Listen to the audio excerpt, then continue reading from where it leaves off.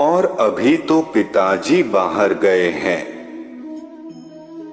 उन्हें आने में बहुत दिन लगेंगे, तब तक आपको भोग लगाने की जिम्मेदारी मुझे दी गई है। इसलिए जब तक आप भोजन नहीं खाएंगे, मैं भी कुछ नहीं खाऊंगी। इस तरह जिद पर अड्डी नन्ही कर्मा की प्यारी बातों से कृष्ण भगवान का सिंहासन डोल गया और फिर मूर्ति में से आवाज आई, बेटी कर्मा, तुमने पर्दा तो किया ही नहीं, तो मैं भोजन कैसे ग्रहण करूं? तब कर्माबाई ने मूर्ति के आगे अपनी चुनरी का पर्दा किया और कुछ ही समय में कृष्ण मूर्ति के सामने रखी खिचड़ी की थाली खाली हो गई।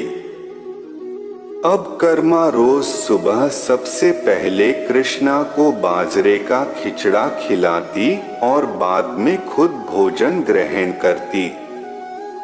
कुछ दिनों बाद घर लौटने पर कर्मा के माँ बाप भी कृष्ण की लीला देखकर दंग रह गए।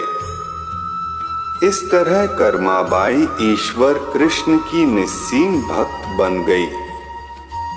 अपने जीवन के अंतिम दिनों में कर्माबाई भगवान जगन्नाथ की नगरी जगन्नाथपुरी में एक कुटिया में बस गई थी।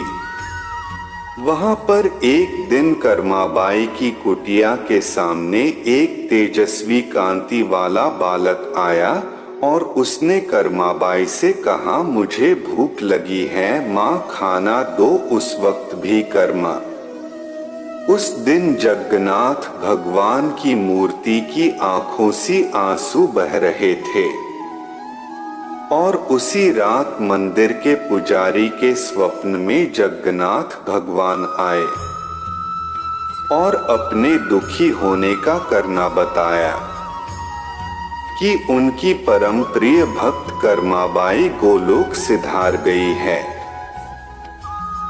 मैं रोज सुबह उसके हाथ की खिचड़ी खाता था, अब मुझे खिचड़ी कौन खिलाएगा?